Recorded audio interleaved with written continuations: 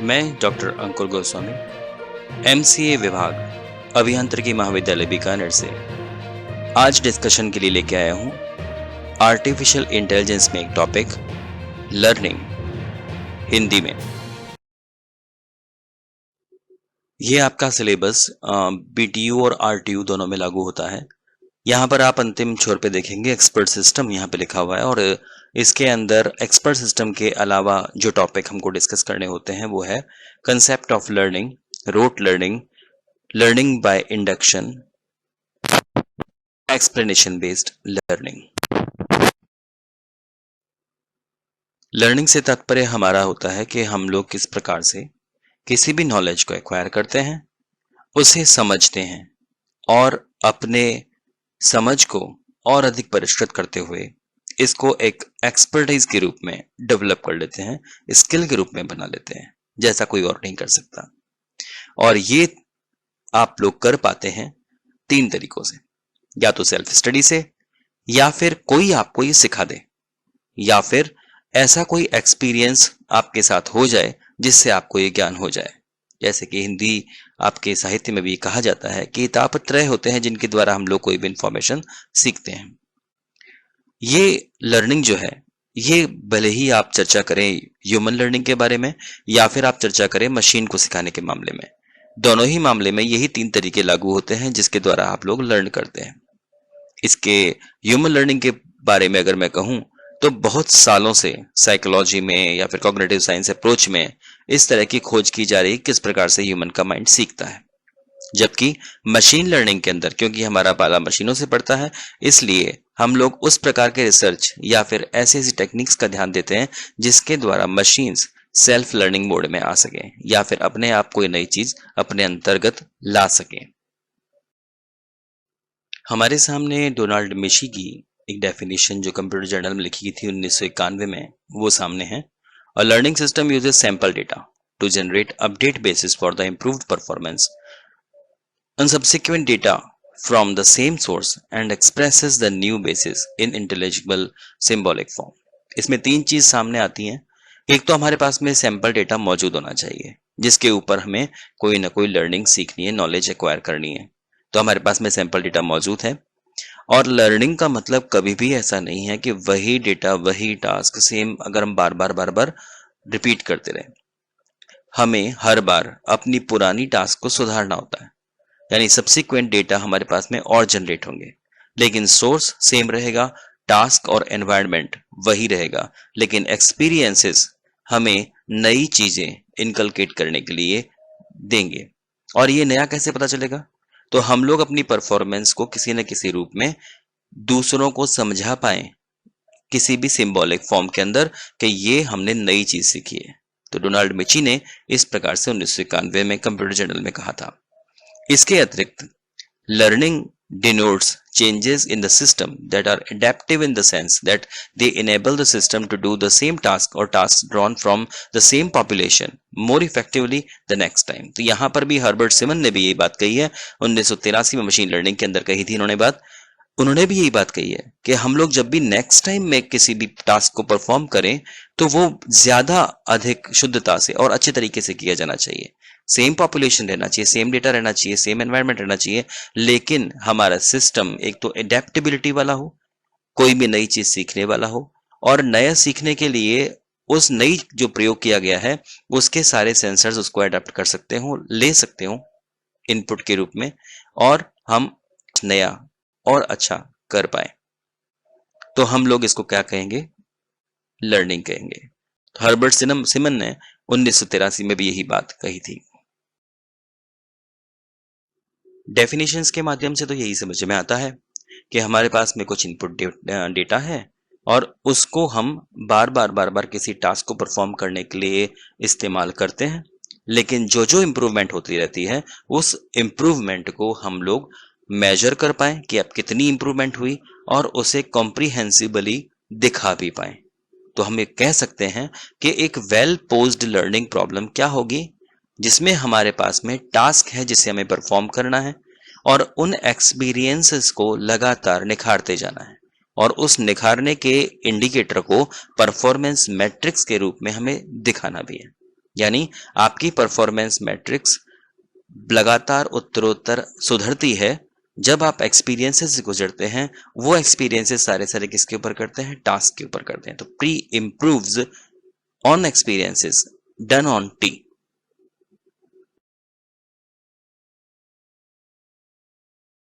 चलिए आपको याद दिलाते हैं, हम लोग किसी भी एक्सपेरिमेंट को या टास्क को परफॉर्म करने के लिए कुछ एजेंट्स का इस्तेमाल करते हैं।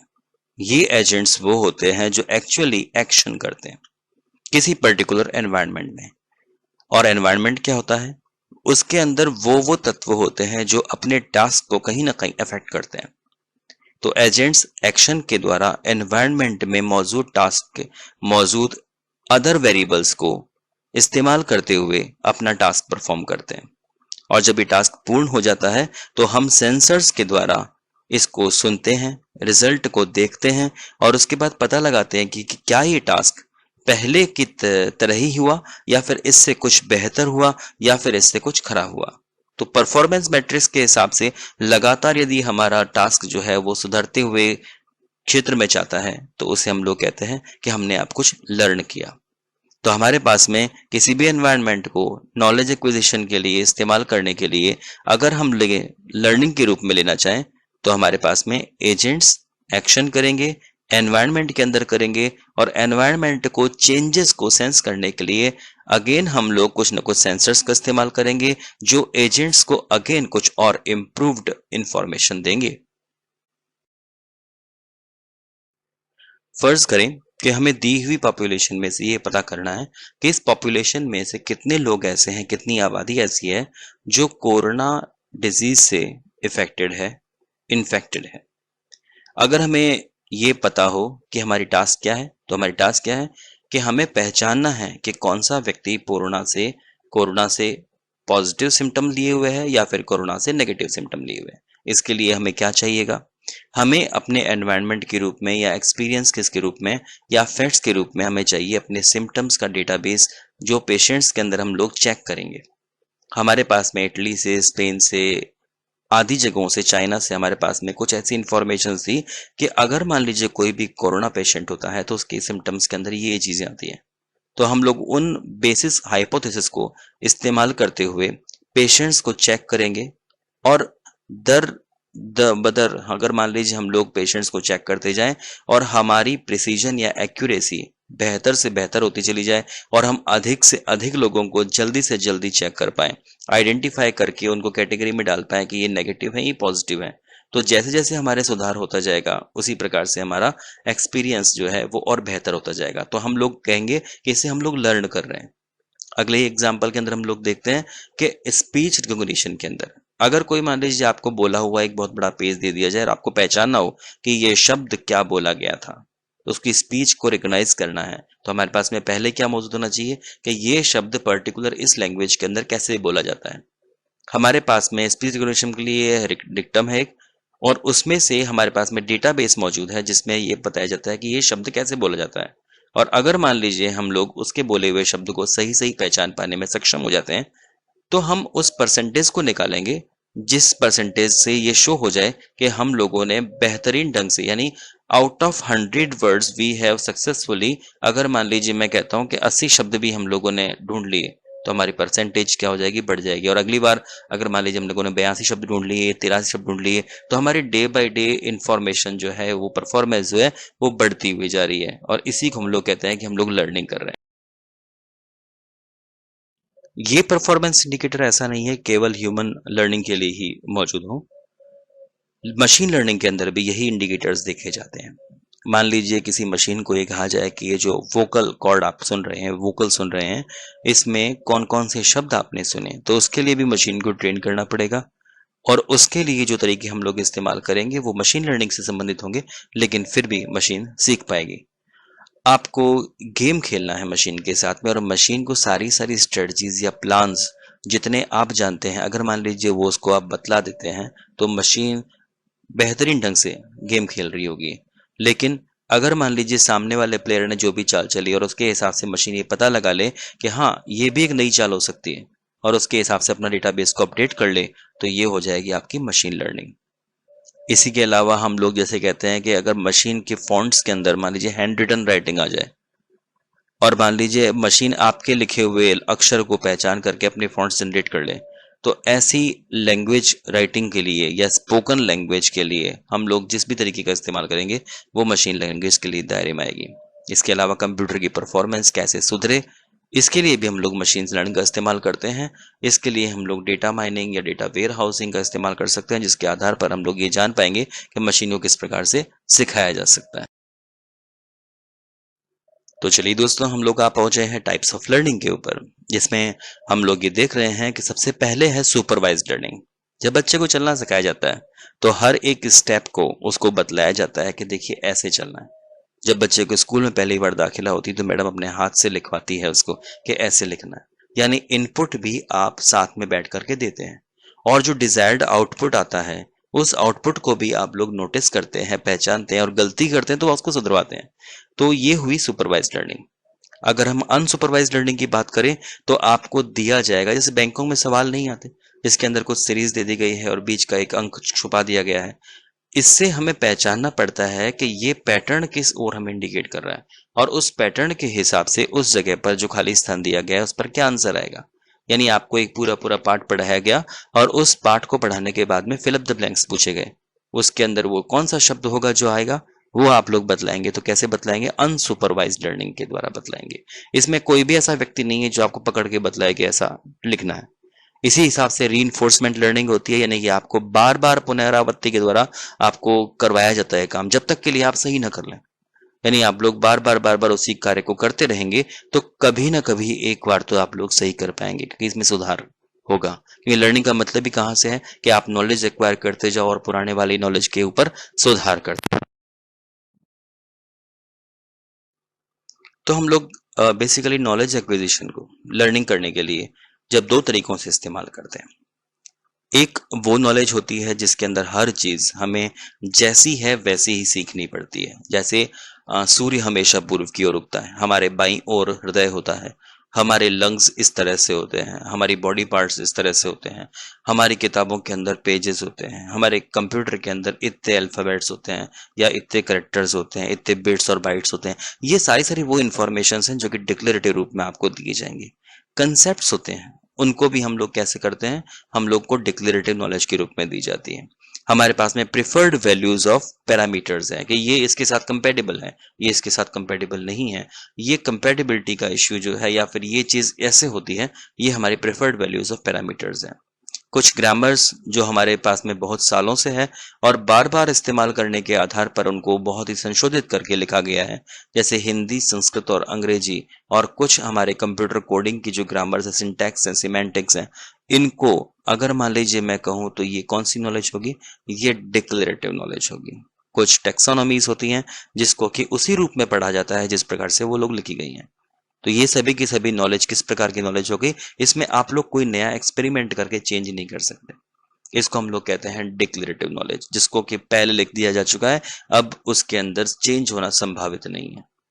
कुछ ऐसी नॉलेज है जैसे कि प्रोसीजरल नॉलेज, इसके अंदर कुछ रूल्स आते हैं जिनके अंदर लगातार सुधार होता रहता है। आप देखते ही हैं कि जितने भी हमारे लॉज और कानून होते हैं, इसके अंदर हमेशा ही नया कुछ न कुछ जुड़ता रहता है, समाज के हिसाब से, लोगों के हिसाब से, सिचुएशंस के हिसाब से, या फिर गेम प्लेइंग के अंदर भी हमारे नए नए रूल्स जुड़ते रहते हैं। तो रूल्स, स्ट्रेटजीज जितनी भी हैं, हम लोग आज कोरोना के आधार पर अगर ये पता लगाएं कि इससे पहले की लाइफ में जो रूल्स लागू होते थे और अब नहीं होंगे।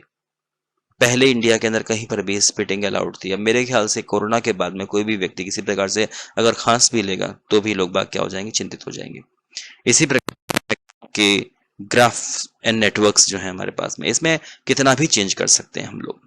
अगर मैं चाहूं कि किसी कमरे की किस प्रकार से तभी तो आप लोगों को ग्राफ पढ़ना पड़ा, किस कमरे के अंदर किस प्रकार से कनेक्शन किए जाने चाहिए, किस प्रकार से नेटवर्किंग में और सुधार होकर के और कम आपको इस्तेमाल करनी पड़ेगी सामग्री, तो इस तरह से हम लोग अपने नेटवर्क से ग्राफ्स प्लान कर सकते हैं। कंप्यूटर प्रोग्रामिंग, हर एक व्यक्ति अपना लॉजिक नया लगा सकता है, अपना खुद का कोई ना कोई ज्ञान इसके अंदर आरोपित कर सकता है और हम लोग बेटर से बेटर प्रोग्राम्स पा सकते हैं। इसी प्रकार से प्लान्स किसी प्रकार से भी अचीव किए जाए, टारगेट अचीव होना चाहिए, हम लोग किसी प्रोसीजर से, तो ये सारे सारे जितने भी हम लोगों ने अभी डिस्कस किए सभी के सभी किस प्रकार से होते हैं, प्रोसीजर से गुजरने के बाद में हम लोग जो नई चीज बना पाते हैं वो है procedural. Decision tree, logical expressions और न्यूरल नेटवर्क्स के अंदर काम में आने वाले जितने भी कंसेप्ट्स हैं वो सभी के सभी डेटा स्ट्रक्चर्स के आधार पर, अगर मैं कहूँ तो ये टाइप ऑफ नॉलेज है। इसके अंदर जितने भी स्ट्रक्चर्स या क्लासेस का इस्तेमाल होता है ये सभी की सभी प्री डिफाइंड है, उनका फॉर्मेटिंग प्री डिफाइंड है। कंडीशनल, एक्शन और रूल्स, अगर हम देखें कि बिहेवियरल साइंस के अंदर कैसे हम लोग इस्तेमाल करते हैं, तो हर एक कंडीशन के हिसाब से हमें एक्शन लेना होता है और एक्शन के हिसाब से नई कंडीशन बनती है। तो अगर मान लीजिए कोई व्यक्ति किसी प्रकार से चिल्ला रहा है तो उसको चुप करवाने के लिए आपके पास में जैसे जैसे तरीके से एक्शन आप लोग करते जाएंगे तो ये नए रूल्स बनते जाएंगे। इसको हम लोग कहते हैं बिहेवियरल रूल्स। प्लान, कुछ रूल सेट्स आपको दिए गए और उन्हीं रूल सेट्स के अंतर रहते हुए आपको अपने लिए कोई नया प्लान बनाना है जिससे कि आपका गोल अचीव हो। तो इसके लिए हमारे पास में होता है प्लान सेटिंग या फिर रूल सेट, और उसके साथ में फाइनाइट स्टेट ऑटोमेटा का इस्तेमाल करते हुए हम लोग प्लान नया बना सकते हैं। भले ही वो कोडिंग सी हो चाहे लिस्प हो, इसके अंदर भी जो हमको इस्तेमाल होता है वो है हमारे पास में नॉलेज, और इसी नॉलेज को सुधारना लर्निंग कहलाता है। क्या डिक्लेरेटिव नॉलेज के लिए भी स्ट्रेटेजिक एक्विजिशन हो सकता है, यानी डिक्लेरेटिव नॉलेज को भी चेंज किया जा सकता है? जी हाँ, क्यों नहीं। कंसेप्ट्स और ग्रामर्स के अंदर जब जब हम लोग परिस्थिति जन्य कोई भी नया चेंज करते हैं तो उसके हिसाब से कंसेप्ट्स और ग्रामर्स के रूल्स को ध्यान में रखते हुए अगर हम नया कोई भी चेंज करेंगे तो वो कहलाएगा इंडक्टिव इन्फ्रेंस के द्वारा किया गया change.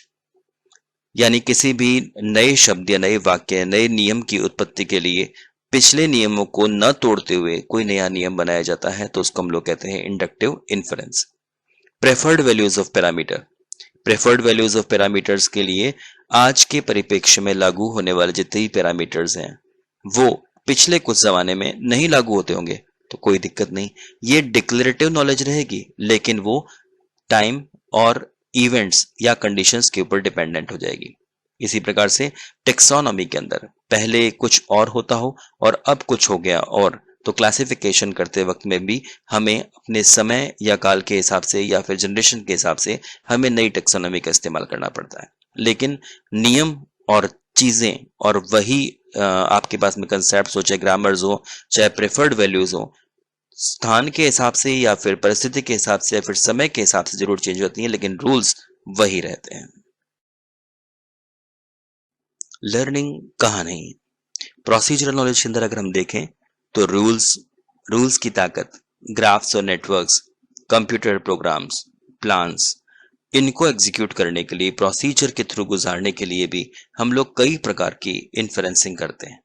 Analogical induction, reinforcement learning, evolutionary learning, stochastic learning, ये इतने सारे प्रकार हैं लर्निंग के और इससे भी कई सारे इनके योगदान से बने हुए अन्य प्रकार भी लर्निंग के।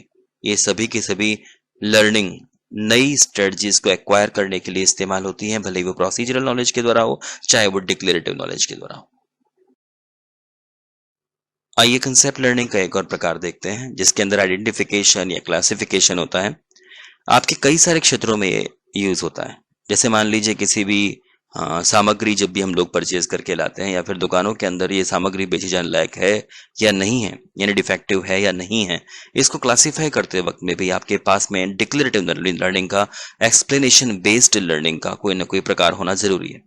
जैसा कि आप जानते हैं कि एक्सप्लेनेशन बेस्ड लर्निंग जो है उसमें पहले से कोई टास्क और उसके लिए मौजूदा हमारे पास में प्रीवियस डेटाबेस होना चाहिए जिसके आधार पर हम लोग कैटेगराइज या क्लासिफाई कर पाते हैं। तो डिफेक्टिव किस किस को कहेंगे और ओके किस किस को कहेंगे, इसके लिए आपके पास पहले से कुछ न कुछ रूल्स मौजूद होंगे। इसी के आधार पर आप लोग क्लासिफिकेशन कर पाएंगे कि प्रेडिक्ट कर पाएंगे कि डिफेक्टिव है या नहीं है, और इसकी जितनी अधिक आप लोग सही उत्तर दे पाते हैं उसके हिसाब से आपकी लर्निंग इंप्रूव होती है। इसी प्रकार से अगर मैं देखूं कि मेमोग्राम होता है वो जिसके अंदर आपको ये पता लगाना होता है कि पर्टिकुलर रीजन के अंदर या पर्टिकुलर लोकेलिटी के अंदर या पर्टिकुलर सिटी, स्टेट या कंट्री के अंदर आपके पास में इस पर्टिकुलर वायरस से इन्फेक्टेड या फिर इस पर्टिकुलर टाइप के आइडेंटिफाइड कंपोनेंट्स कौन कौन से हैं। लाइक एग्जाम्पल लें अभी के कोरोना का। अगर मैं कहूँ कि मेमोग्राम की दृष्टि से अगर पता लगाया जाए कितने लोग बाग नॉर्मल, कितने प्री इन्फेक्शियस स्टेट में और कितने इन्फेक्टेड स्टेट में हैं, तो इसके लिए भी हमें क्लासिफिकेशन ही करना पड़ेगा, और ये एक प्रकार है कंसेप्ट लर्निंग का। इसके अलावा अंडरस्टैंडिंग ग्राफ्स, ग्राफ की अंडरस्टैंडिंग के लिए भी आपको किस प्रकार का इस्तेमाल करना पड़ता है, कंसेप्ट लर्निंग का। क्योंकि हम लोग ग्राफ के अंदर भी क्या चीज ढूंढते हैं कि ये पिछले किस ग्राफ से मेल खाते हैं। इसी प्रकार से रीजन अंडरस्टैंडिंग, इस पर्टिकुलर रीजन के अंदर कौन कौन से विशेष गुण हैं या कौन कौन सी ऐसी आइडेंटिफिकेशंस हैं जिसका कि हम लोग इस्तेमाल करते हैं, ये बता सकते हैं कि यहाँ पर ये वाली सामग्री चलेगी या नहीं चलेगी, यहाँ पर ये पर्टिकुलर पौधा या जेनेटिक कोड या हर्ब उग पाएगी या नहीं उग पाएगी, किस प्रकार का क्लासिफिकेशन होगा। तो ये सभी के सभी प्रकार आपके पास में कौन से हैं, एक्सप्लेनेशन बेस्ड लर्निंग यानी कंसेप्ट लर्निंग के प्रकार। मौजूदा लर्निंग विधियों के अंदर बहुत इंपॉर्टेंट विधि आती है आपकी डिडक्शन और इंडक्शन की। डिडक्शन और इंडक्शन को समझने के लिए बहुत अच्छे एग्जाम्पल्स आपके पास में मौजूद रहते हैं, लेकिन फिर भी डिडक्शन का मतलब होता है आपके पास में जिस भी प्रकार के फैक्ट्स मौजूद हैं और कुछ डेटाबेसेस आपके पास में प्रीवियसली मौजूद हैं जिसके आधार पर ये बतला सकें कि ये फैक्ट आपको इस कैटेगरी में क्यों रखने हैं। अगर आपको ऐसा दिया जाए, यानी आपके पास में प्रीवियसली असाइंड हाइपोथेसिस मौजूद हैं, ये सभी के सभी हाइपोथेसिस अलग अलग टाइप के हो सकते हैं, लेकिन इन सभी के सभी हाइपोथेसिस को फैक्ट के आधार पर आपको पहचानना होता है। हमारे पास में दो चीजें आ गई कि ये सारे सारे हाइपोथेसिस सत्य हैं और ये फैक्ट्स हैं जो भी सत्य हैं। अब अगली चीज जो हम लोग देखने वाले हैं वो ये है कि हाइपोथेसिस टोटली डिपेंड करते हैं किसके ऊपर, फैक्ट के ऊपर। ये हमारा एक्सियम भी दिया हुआ है। अगर मैं इन दोनों चीजों को मिलान करूं तो सारे के सारे हाइपोथेसिस मेरे सत्य भी हैं और सारे के सारे फैक्ट्स भी मेरे पास में मौजूद हैं जो भी सत्य हैं, और ये भी बताया गया है कि हाइपोथेसिस टोटली डिपेंड करता है फैक्ट के ऊपर। तो हमारे पास में सीधा सीधा मोडेस पोनेंट का रूल लग जाता है जिसमें ये पता लगाया जा सकता है कि इन सभी के सभी की सत्यता हमारी जायज है। इसको हम लोग कहते हैं डिडक्शन। और इनसे मिलने पर कई सारे ऐसे वेरिएबल्स होंगे, कई सारे ऐसे प्रेडिकेट्स होंगे जो आपस में कैंसिल आउट हो जाएंगे, और जब कैंसिल आउट हो जाएंगे तो कुछ एक चुनिंदा प्रेडिकेट्स हमारे पास बच जाएंगे जिसको कि हम लोग रूल के रूप में बता पाएंगे। ये हमारा डिडक्शन है। इतने सारे हाइपोथेसिस की जगह पर एक हाइपोथेसिस लास्ट में आएगा जो इन सभी के सभी हाइपोथेसिस का बाई प्रोडक्ट होगा, रिजल्ट होगा। ये कहलाता है डिडक्शन। इसी के अलावा आपको एग्जाम्पल देते हैं इंडक्शन का, जिसमें एक व्यक्ति को पता लगाना है कि शेर की आइडेंटिफिकेशन करनी है। उसने सबसे पहले 4 शेर देखे, 5 शेर देखे जो कि व्हाइट कलर के थे, तो वो अन्य चीजों के साथ में, जैसे उसकी मूछें भी होती हैं, उसके दांत होते हैं, उसके कान होते हैं, उसके ऐसे रंग के फर होते हैं, उसके 4 पांव होते हैं, पूंछ होती है, ये सब कुछ बताने के साथ वो ये भी बतला देता है कि टाइगर जो होते हैं वो सफेद कलर के होते हैं, क्योंकि अब तक उसने जितने भी टाइगर देखे वो कौन से थे, सफेद कलर के थे। तो हमारा इंडक्शन निकल के आया कि टाइगर्स आर व्हाइट। लेकिन तभी उसके सामने एक और टाइगर आता है जो येलो कलर का है। यहां पर हमारा डिडक्शन या इंडक्शन फेल हो गया, रिजल्ट हमारा फेल हो गया, क्योंकि अब हमारे सामने है एक पीला टाइगर भी। तो इंडक्शन के अंदर आपको सिर्फ पैटर्न पहचानना होता है और उस पैटर्न के आधार पर आपको प्रिडिक्ट करना होता है, लेकिन ये प्रिडिक्शन सही होता है या गलत होता है इसकी कोई गारंटी नहीं होती। अगले वीडियो में हम लोग पढ़ेंगे कंसेप्ट लर्निंग या एक्सप्लेनेशन बेस्ड लर्निंग और इंडक्शन बेस्ड लर्निंग के अंदर कुछ और एग्जाम्पल्स के बारे में। तब तक के लिए आज्ञा दीजिए। अंकुर गोस्वामी को नमस्कार।